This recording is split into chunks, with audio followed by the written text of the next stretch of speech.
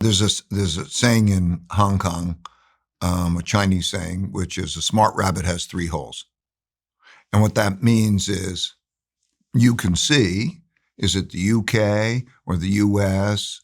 And I can then move to the better place and get out of the place that's a terrible place. So can I successfully be an immigrant or whatever and change my location throughout history? That's been important.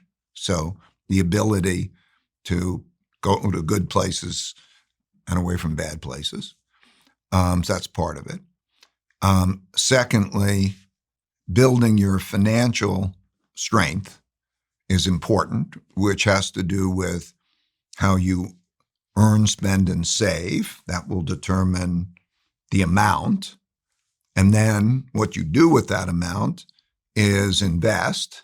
And so how you invest is also important. So if you have your financial ability and you can make the move, and then you have knowledge, about what's happening so that you can change things, those are the things you need. So on that first point about a smart rabbit having three holes, is it therefore a better decision at this point in time to not buy a house? Because a lot of people end up buying a house and it anchors them to a place. And it means that they then have to pay into a mortgage. So a lot of the financial advice most of us have growing up is when you get enough money to buy a house, move in, pay that mortgage for 25 years. But if I'm in a new economy, in a new world, and flexibility and the ability to get up and go and move is there's value to that. The ability to move capital matters. And if you look at history, this has been an important consideration. Yes, so it matters. So if you're nailing yourself down and that's your primary capital and it's nailed down there, then does limit your flexibility. And on the point of earning, spending, and saving, I wonder what you're a father, aren't you? Yeah. What advice are you giving to your children about earning money in the current world? Where they should set up their shop, the skills that are most valuable to acquire, the technologies. We talked about the US being one of the better places to build your career for all the reasons you described. Well, that's kind of like the particular that you asked me for that's below the level of the higher level. Okay. The higher level is I have a principle. Make your work and your passion the same thing and don't forget about the money part. Okay. If you make your work and your passion the same thing so that you're really enjoying your work, you'll have an enjoyable, satisfactory life, and you'll probably be better at your career. That, as a result, you probably advance and so on. So you have a happier life, and you will have probably a more successful life.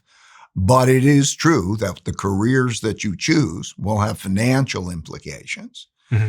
And if you say, I want to be a poet or something along those lines, you better consider the financial implications of that. That doesn't mean that you have to go make a ton of money, because I think a lot of people fall into that trap, that they think the money is like vast amounts of money is vast amounts of success. And that's not true. In other words, is your work and your passion the same thing? So I think that what brings people happiness is meaningful work and meaningful relationships. Okay. If you have meaningful work, that you're into and your passion and your work's the same thing, and you have meaningful relationships, whether through that work or beyond, you're going to have probably a great life. Okay. And so you have to keep that in mind. And it doesn't have much correlation past a certain level of money. Mm-hmm. It doesn't have much correlation with that well-being, with the amount of money you have. And if you see studies across societies, and you'll see that past that certain basic level, there's no correlation between the amount of money they have and how much happiness they have or well-being. Okay. That the highest level of correlation across societies and studies of happiness and well-being is community. Do you have a sense of community? Do you have those around you who are your community? You'll live longer that way. You'll have a more joyous life, and it'll be a better outcome. But anyway, so thinking about those things, I think, is important. Based on your life cycle in this book, Principles, Your Guided Journey, Create Your Own Principles to Get the Work and Life You Want, do you think you have to play different games in different seasons of your life cycle as it relates to generating wealth? And what I'm talking about here is really like risk profile, or what I should be optimizing for. Should I be trying to hang around with Ray Dalio, or should I be focusing on the job that pays me the most? First of all, the answer is yes. And the second question you asked, the answer is that you should be around the people who are the best people to teach you, to operate by the mentors and the learnings and so on. You should be around the best people. And when I say best people, I mean people of good character and good capabilities, okay? And so you should be around the best, not the job that pays you the most. And I could explain why that is. And yes, in terms of that arc, you will play it differently at different parts of your life cycle. So in the early part of your life cycle, what you're going to do is, the more learning and experiencing is the most important thing that you can do in the learning in the early part of your life cycle. It's like you're going to make your choices. What direction am I going to be in? And so on and so forth. So learn, okay, that's most important. And then what you're at the end of your life cycle, you're pretty much relieved from all of that. You're not going to be working to earn, okay? You're going to be free of all of that. You're going to have, and you have freedom of choices and so on. And you're going to be thinking about transitioning.